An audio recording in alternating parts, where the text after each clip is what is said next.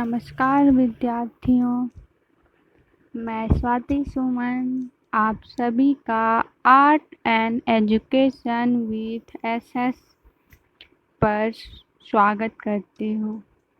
साथ ही साथ यह आशा करती हूँ कि आप सभी को यह सेशन पसंद आ रहा होगा। विद्यार्थियों, मैं बीएड के सबसे इम्पॉर्टेंट टॉपिक लेसन प्लान को कवर कर रही हूँ। मैं मैथ से रिलेटेड टोटल 45 लेसन प्लान आप सभी के साथ शेयर करने वाली हूँ, जिसमें से ये मेरा चौथा लेसन प्लान है।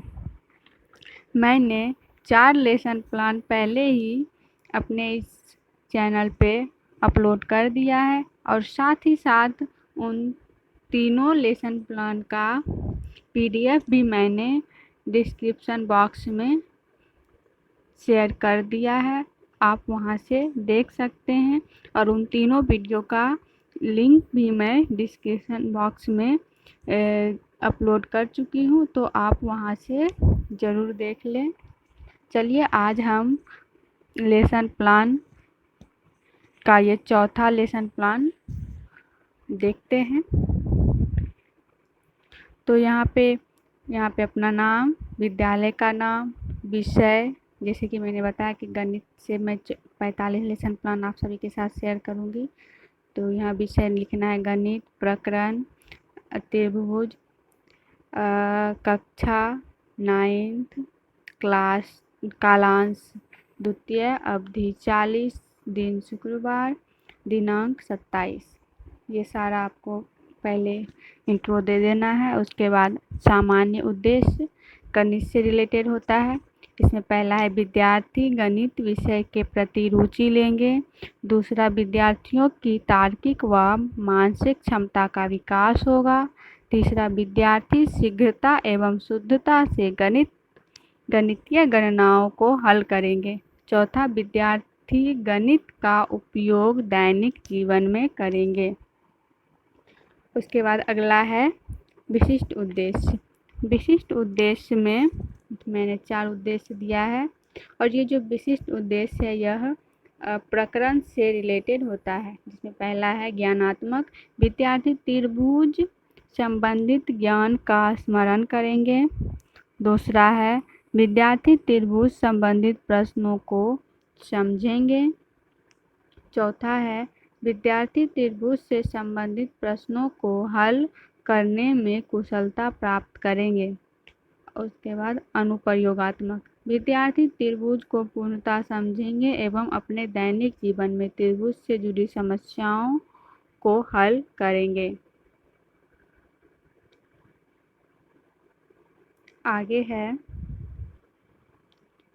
शिक्षण विधि। शिक्षण विधि में पहला है व्याख्यान विधि, दूसरा प्रदर्शन विधि, तीसरा प्रश्नोत्तर विधि, चौथा उदाहरण विधि। शिक्षण सहायक सामग्री, त्रिभुज से प्रकरण हमारा त्रिभुज है तो उसमें स्केल, चार्ट पेपर, चौक, डस्टर, श्यामपट्ट, ये हमारा होगा शिक्षण सहायक सामग्री। उसके बाद अगला है पूर्व ज्ञान। पूर्व ज्ञान में विद्यार्थी त्रिभुज की सामान्य जानकारी रखते हैं। आगे प्रस्तावना प्रश्न, जिसमें से छात्राध्यापिका या छात्र अध्यापक प्रश्न करेंगे और छात्रा उसमें अपना उत्तर देंगे। जिसमें पहला है त्रिभुज में कितनी भुजाओं एवं कोण होते हैं? तो 3 भुजाएं एवं 3 कोण। त्रिभुज में तीनों कोणों का योग क्या होता है? 180 डिग्री। तीसरा है समद्विबाहु त्रिभुज में कितनी भुजाएं समान होती हैं? 2 भुजाएं। चौथा है सर्वांगसम त्रिभुज किसे कहते हैं? इसका उत्तर नहीं देंगे, अस्पष्ट उत्तर। अगला है उद्देश्य कथन। उद्देश्य कथन में हम टॉपिक्स के बारे में विद्यार्थी को बताएंगे कि आज हम क्या पढ़ने वाले हैं। इसमें बच्चों आज हम त्रिभुज के बारे में पढ़ेंगे एवं सर्वांगसम त्रिभुज के नियमों को जानेंगे। आगे बढ़ते हैं।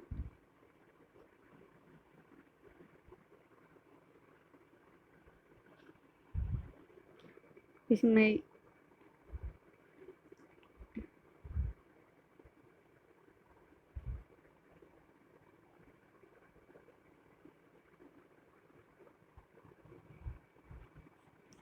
सर्वांग त्रिभुज, ये हमारा प्रस्तुतिकरण है।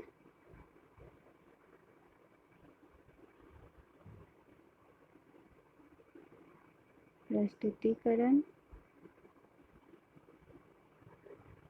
यहाँ पे हेडिंग हम प्रस्तुतिकरण का देंगे। उसके बाद उसमें हम लिखेंगे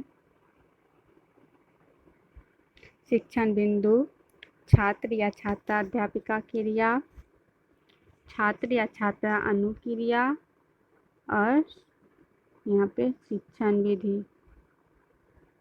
इसमें पहला है त्रिभुज व त्रिभुज के सर्वांग समता का नियम। इसमें एक त्रिभुज बनाएंगे। उसके बाद त्रिभुज का परिचय।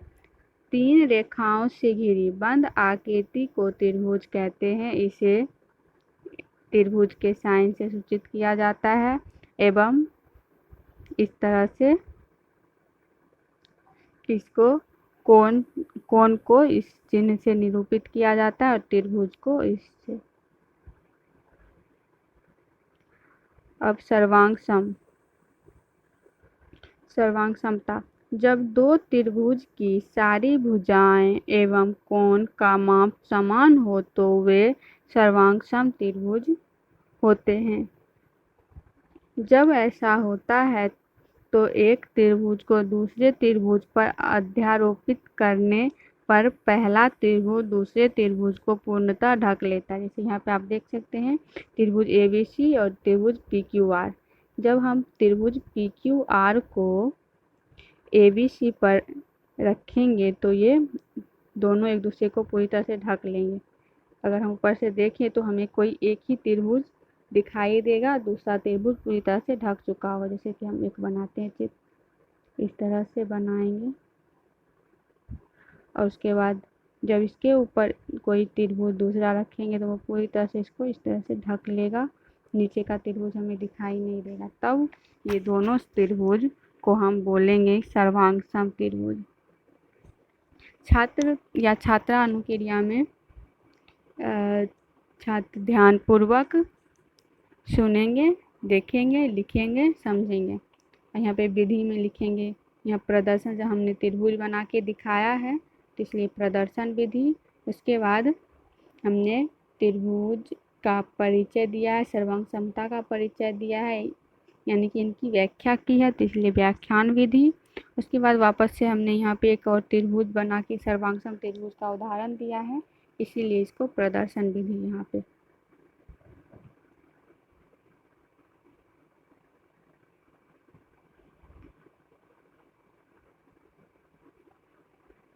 आगे है एग्जाम्पल।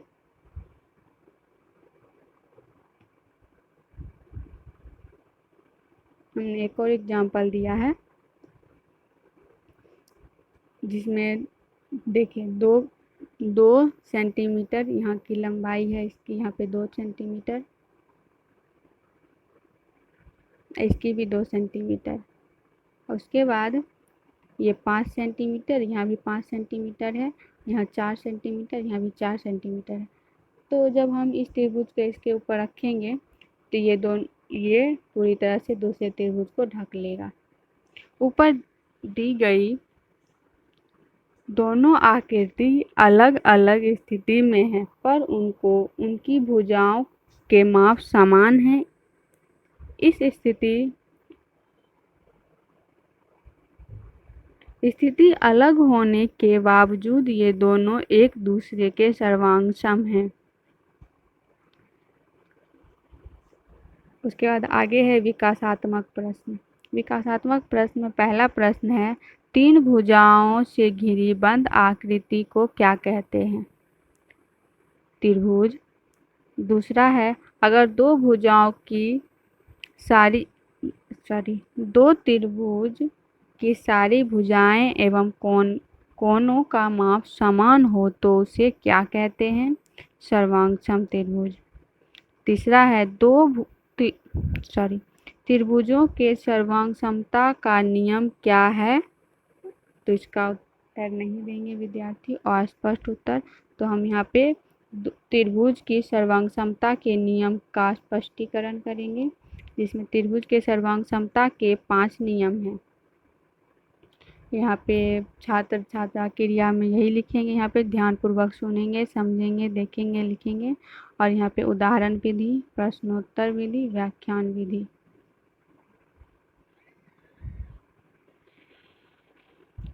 आगे है त्रिभुज के सर्वांग समता का नियम, जिसमें 5 नियम है टोटल।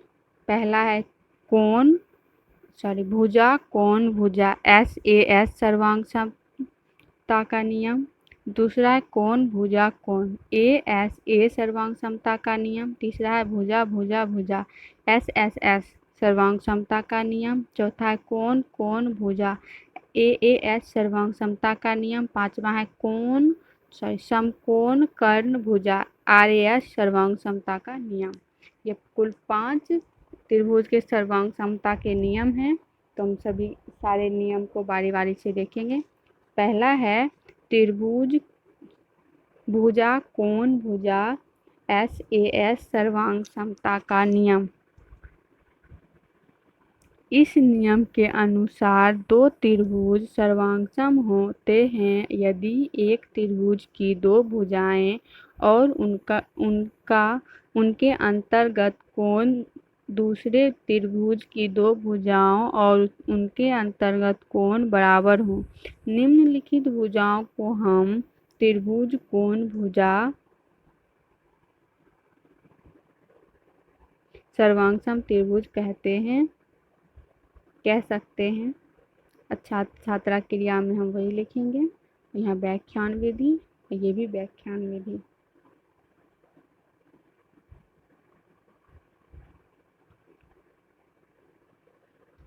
सर्वांग समता का नियम उदाहरण है ये। हमने दो त्रिभुज बनाया है इस तरह से, जिसमें P यहाँ पे त्रिभुज ABCD एवं त्रिभुज PQR में देखिए क्या है AC। यहाँ AC बराबर है QR के, इसके। उसके बाद फिर AB बराबर है PR के। और फिर ये कोण जो है कोण B बराबर है कोण P के। अतः ABC एवं त्रिभुज PQR सर्वांगसम है, इसीलिए त्रिभुज ABC सर्वांगसम त्रिभुज PQR। ये जो चिन्ह है इस प्रकार से, ये सर्वांग समता का चिन्ह है। जब कोई दो त्रिभुज सर्वांगसम हो तो उनके बीच इस प्रकार के चिन्ह लगाए जाते हैं। यहाँ पे हमारा ये ख़त्म हो जाता है। आगे और अगले लेसन प्लान में बाकी नियम को हम देखेंगे। अब कक्षा में पुनरावृत्ति करेंगे। पुनरावृत्ति में हमने जो भी पढ़ाया है उसको एक बार जल्दी जल्दी रिपीट कर देते हैं। 3 भुजाओं से घिरी बंद आकृति को त्रिभुज कहते हैं। 2 त्रिभुज जिनकी सभी भुजाएं एवं कोण बराबर हो वे सर्वांगसम त्रिभुज कहलाते हैं। तीसरा, त्रिभुज के सर्वांगसमता के 5 नियम हैं। वो 2 त्रिभुज एवं एक कोण बराबर हो तो सर्वांगसम त्रिभुज कहलाते हैं। इसमें छात्रा ध्यानपूर्वक सुनेंगे, देखेंगे, लिखेंगे, समझेंगे। व्याख्यान शिक्षण विधि में प्रदर्शन विधि, व्याख्यान विधि। आगे यहाँ पे श्यामपट्ट में यहाँ दिनांक लिख देंगे, कक्षा। उसके बाद विषय, कालांश, श्यामपट्ट सारांश। यहाँ पे अवधि, यहाँ पे 40 मिनट लिखना है, अवधि में 40 मिनट, अभी 45। प्रकरण, आंकड़ों का प्रकरण में यहाँ पे त्रिभुज होगा, यहाँ पे आप त्रिभुज कर लीजिएगा। उसके बाद त्रिभुज 3 रेखाओं से घिरी बंद आकृति को त्रिभुज कहते हैं। सर्वांग समता, जब त्रिभुजों की सारी भुजाएं एवं कोण बराबर हो तो उसे सर्वांग सम कहेंगे। इस तरह से श्यामपट्ट पे बना के हम बच्चों को दिखाएंगे। ये सारी श्यामपट्ट क्रियाएं हैं। आगे मूल्यांकन प्रश्न। मूल्यांकन प्रश्न में 5 प्रश्न है। पहला, त्रिभुज किसे कहते हैं। दूसरा, त्रिभुज की सर्वांग समता क्या है। तीसरा है त्रिभुज की सर्वांग समता के कितने नियम हैं। चौथा है भुजा सर्वांग समता किसे कहते हैं। पांचवा है त्रिभुज के तीनों कोणों का योग कितना होता है। अगला गृह कार्य में कुछ प्रश्न देंगे जिसमें पर निम्न प्रश्नों का उत्तर दें। इसमें एक पहला है एक ही वर्ष बने 5 रुपए के 2 सिक्कों को एक दूसरे के ऊपर रखें और पता करें कि क्या वे सर्वांग सम हैं। इसके बाद बी है एक ही वर्ष बने 50 के नोट को एक दूसरे के ऊपर रखकर पता करें कि क्या वे सर्वांग सम हैं। तीसरा, 5 रुपए एवं 2 रुपए के सिक्कों को एक दूसरे के ऊपर रखकर पता करें क्या वे सर्वांग सम हैं। उसके बाद दूसरा है SAS सर्वांग समता का नियम क्या है, चित्र द्वारा समझाएं। तो यहाँ पे हमारा लेसन प्लान जो चौथा लेसन प्लान था वो समाप्त हो गया है। अगर आपको ये लेसन प्लान पसंद आया हो तो इस वीडियो को लाइक ज़रूर करें, हमारे चैनल को सब्सक्राइब करें और इसका PDF आपको मैं जल्द ही डिस्क्रिप्शन बॉक्स में शेयर करूँगी, तो हमारे साथ बने रहें। आगे मैं और भी टोटल मैंने ये चौथा लेसन प्लान है मेरा 41 और बचा हुआ है जिसे मैं बारी बारी से अपलोड करती रहूँगी। धन्यवाद।